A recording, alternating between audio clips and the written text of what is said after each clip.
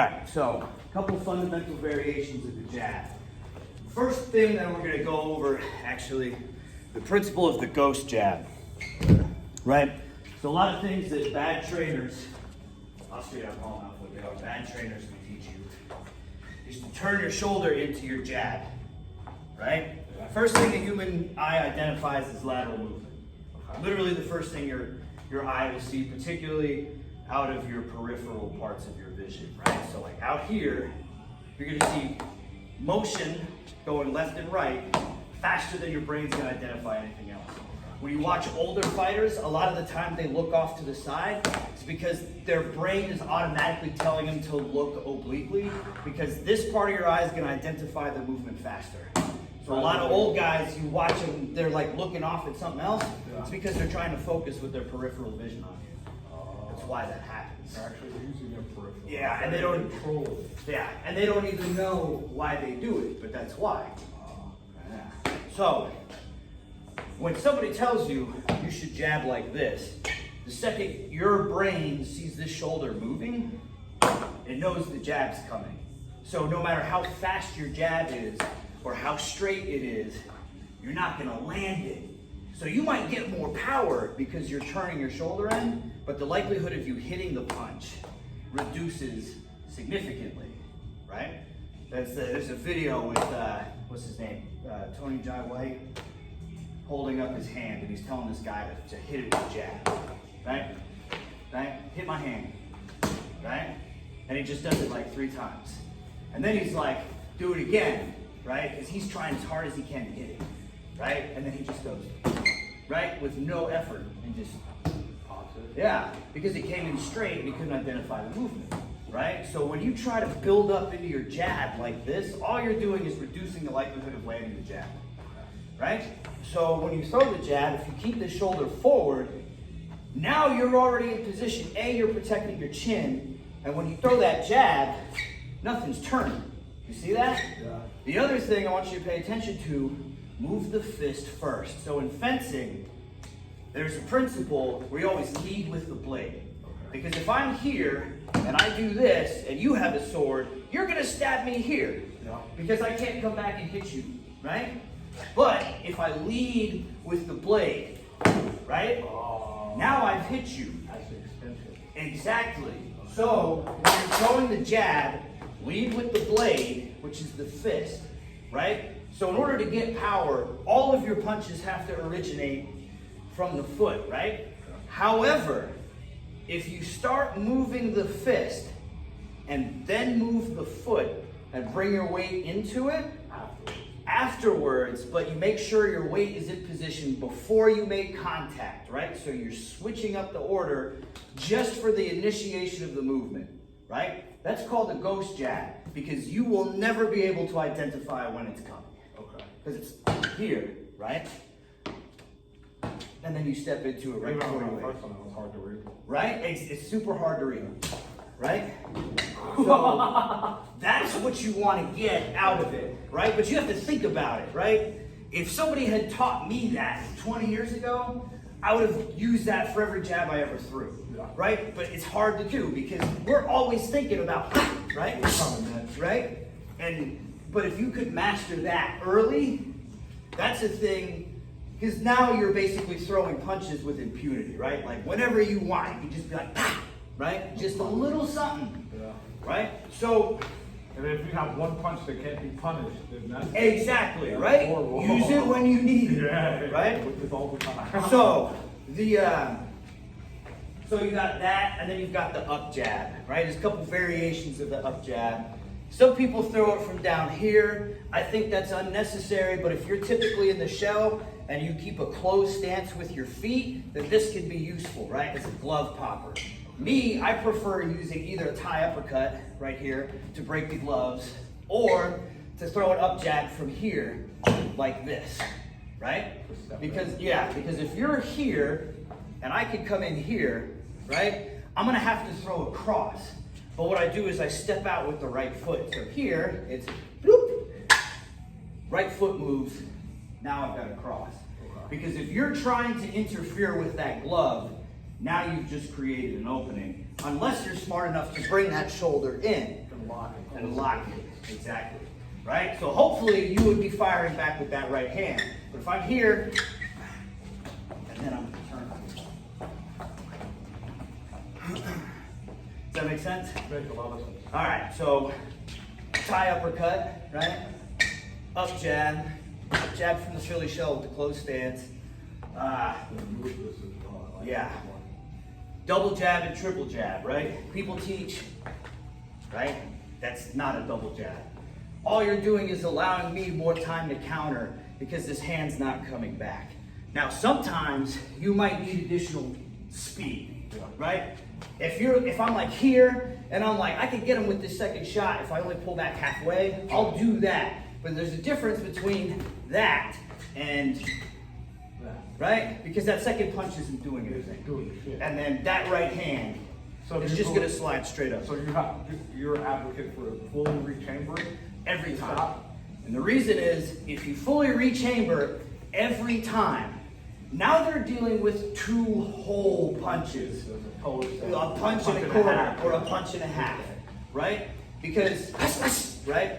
If you're efficient and effective with that double jab, now instead of them just slapping one jab and like going about their business, right? I'll catch jabs all day. Slip, slip, however I want to evade.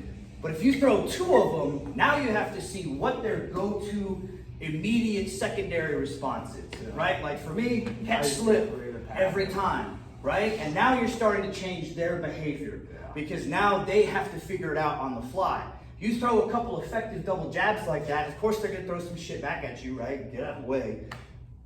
But when those shots come back, now you see how they transition from defense to offense. So you've seen two different ways that they have to defend under duress, and you've seen how they transition from defense to offense. And it's all happened in like the first minute of the first fucking round, right? You have to cut, the whole beginning needs to be reconnaissance by fire. You throw something, see how they react. They're gonna be doing the same thing to you, right? You know what? Sometimes you just do the dance a little bit. You're like, go ahead, chase me. Okay, oh, that sucks, oh, okay, right? But then I'm gonna let you attack me, right? I'm not really worried about you knocking me out. You might, but I'm not that worried about it. You gotta see what you have. You gotta do. You got to. Because if you don't make that determination, you're not gonna be able to see if A, the plan that you came up with in training camp is gonna work, and B, if whatever emergency contingencies pop up that you can, when you get back to your corner, you'd be like, all right, hey coach, he threw this thing that I didn't see coming, or he was doing this other habit that I didn't see, right? Because if the other guy's a smart fighter, he's gonna show you some bad habits too, to make you think he's got bad habits. And then he's gonna lay an ambush for you, right? Because it's real easy for me to like hold my hand out here. This is my favorite one. It's leading me in. Yeah, exactly. This is so warm and inviting. This is like, I'm not even gonna say it, right? But this is like, you know, prom night after the stupid dance, right? That's what this is, right? And somebody's gonna come charging in, I'm gonna bam, right, with that little hook right there. Bow! Yeah, that's fine. You think I'm dumb enough to do this? Okay, you underestimated me. I'll take it, right? So, double and triple jab. Triple jab, you know, people always be like, never throw three of the same punch. I agree with that statement generally. However, sometimes you gotta throw it, change angles, and now I'm still doing this to allow my movement. You always want cover and concealment for what your feet are doing, right? Cover being you're paying attention, or you're like, I'm either throwing, or you're throwing and I'm blocking while I'm moving, right? There's something active between us that stops you from doing that. So it's no static. And concealment is you're looking at something other than my feet, right? So either you're actively doing something, or you're blinding them with bullshit, right? Because I don't want you to look at my feet. That's what's gonna tell you what I'm doing, right? When you get better at boxing, you stop thinking about hands, you start thinking about foot position. Because I'm always trying to be here if I want to smack you with that right hand, or I want to be here if I want to throw that British overhand, or if I'm trying to get these body shots because I want to wear down your right hand, or I'm waiting for that lazy elbow so I can slow you down by hitting you there, wait for you to throw a bad shot, and then I'm going to throw a cutoff punch to your hip, then you're gonna be like, I can't move to my left. Or I so can't that- come forward.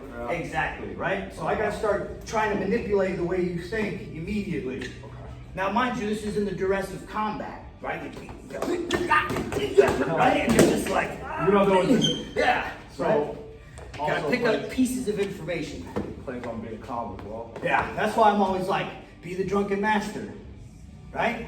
If you make me think that you're extremely calm in this situation, that's gonna worry me way more than me being like, Yeah. right? Men are all cowards. Every man that walks this earth Yeah. is a coward, right? Every person that goes out and does something brave does it because they made a deliberate decision to be brave, Yeah. right? But the fundamental premise is we're all scared, Yeah. right? Because in order to be brave, you have to. You have to be there for scared it. Yeah. or stupid, Yeah. right? I'm more intimidated by the smart guy who's scared, who overcomes his fear, than by the idiot that just ignores it. Or powers through it. Yeah. Powers through it, right? So if you keep that in the back of your mind, be the calm guy. Because now they're like, why is this guy? And then they're gonna make assumptions. They're gonna be like, either like, I don't know how bad this guy's gonna kill me, Yeah. or this guy's overconfident, right? So I'm gonna do whatever. You're automatically affecting the schematic of how they think things are going to unfurl. Very true. Yeah. All right, so give me a double jab. Warfare on all planes. Yeah, right? It is. It's all combat is the same. It's mental warfare. Yeah, that's It's- why, like, I hear all these things about, oh, technology, oh, whatever. At the end of the day, you're gonna have guy from team A, guy from team B trying to defeat each other, right? Well, if you focus on the individual combatant and you make them as good as possible at defeating person B, and they're all doing that, Yeah. then by attrition alone, you're already putting yourself at advantage, right? All right, double jab. One guy is committed to their job. Exactly. Okay, that's much better. So now I want you to think about the double jab, bringing it back, but I want you to do it quickly, but I want you to keep the elbows oriented down, and I want you to snap it and turn it over. All right, good. The Now, second one always flares. Yeah. It's really good. see, now you're starting to identify it. That's how I know I'm doing my job right. When you can self-identify your errors, Yeah. right? That's the first hallmark of coaching and learning. There we go. All right, now I want you to throw it out as fast as you can. And without getting lazy on that second one. There you go. See, it's all about discipline. The more you practice that, the faster two whole legitimate jabs are gonna come. Yeah. Never let somebody train something poorly. Right? This is the second hallmark of coaching. That's much better. Yeah. Still flaring a little bit, but it's considerably better than it was. Because your second jab used to be like this. Out there. Yeah. Chicken wing, huh? Yep, chicken wing. Good. Good.